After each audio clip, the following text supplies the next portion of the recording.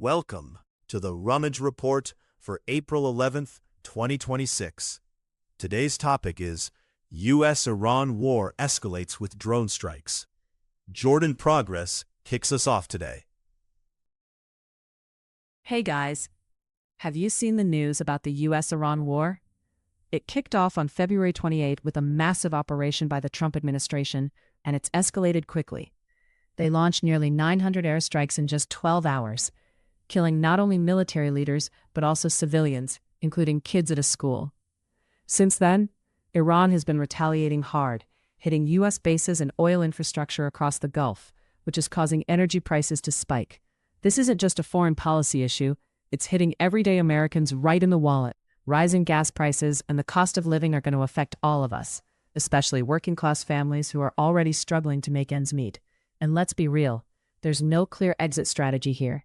This kind of reckless escalation can lead to a prolonged conflict that will burden us all, whether through higher taxes or inflation on goods. It feels like we're prioritizing military action over diplomacy, which could have real consequences for people like single moms trying to put food on the table, or workers worried about job security. What do you guys think? Jordan, you nailed it when you pointed out that this escalation is hitting everyday Americans right in the wallet. With gas prices already climbing due to the conflict, families are feeling that pinch at the pump. But Casey, I think we need to be careful about oversimplifying the situation. While military action might seem reckless, the reality is that diplomacy has often failed with Iran. The administration's approach might be a reaction to years of provocations. However, without a clear exit strategy, we risk long-term consequences that could lead to even higher costs for American families through inflation and job losses. We need to think about how this impacts not just gas prices, but the broader economy, including manufacturing and healthcare. Jordan, you're right that the conflict is hitting everyday Americans hard, especially with rising gas prices. But Sam, I think you're being a bit too cautious about the military response. Yes, diplomacy has often failed, but we can't ignore that the stakes are incredibly high right now. Iran's actions, including closing the Strait of Hormuz, threaten not just our energy security, but also our economic stability. The longer this drags on, the more it impacts families struggling to afford basic necessities. If we don't take decisive action, we risk not just inflation, but also job losses in key sectors like manufacturing and energy. We need to be strong and protect American interests first, and that means addressing this threat head-on. Casey, I get your concern about energy security and the threat posed by Iran, but let's not forget that the military response has already led to significant civilian casualties. 170 kids at a school were killed in those initial strikes. This kind of escalation doesn't just endanger lives abroad, it also fuels anti-American sentiment and could lead to a prolonged conflict that draws in resources and raises costs for families here at home. We need to prioritize diplomacy over military action, especially when it means protecting everyday Americans from rising costs and instability in critical sectors like healthcare and housing. The stakes are high, but so are the risks of this reckless approach. Jordan, you made a strong case about the civilian casualties and the long-term consequences of this conflict. That kind of loss breeds resentment and can create a cycle of violence that ultimately impacts American families through increased costs and instability. However, Casey, I think you're right to highlight the stakes with energy security. If Iran continues to disrupt oil flows, we could see gas prices spike even further, which would hit working-class families hard.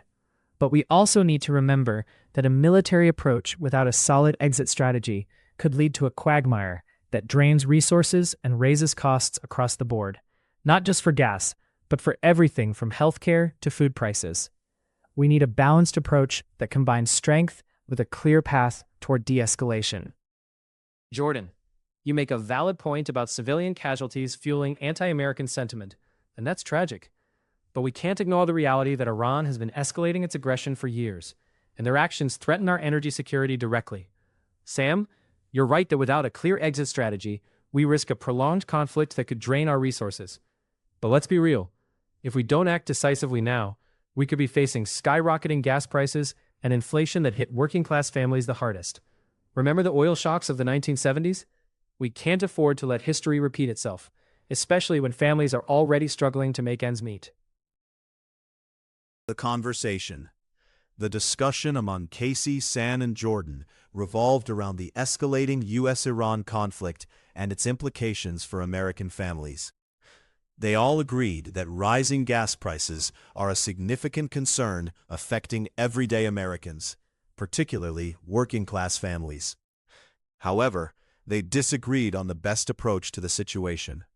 Jordan and Sam advocated for prioritizing diplomacy to avoid further civilian casualties and prolonged conflict, while Casey argued for a decisive military response to protect U.S. energy security and economic stability, emphasizing the risks of inaction.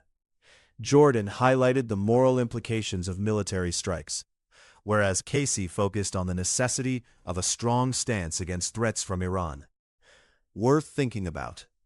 If military action results in significant civilian casualties, is it still justifiable if it aims to protect American interests?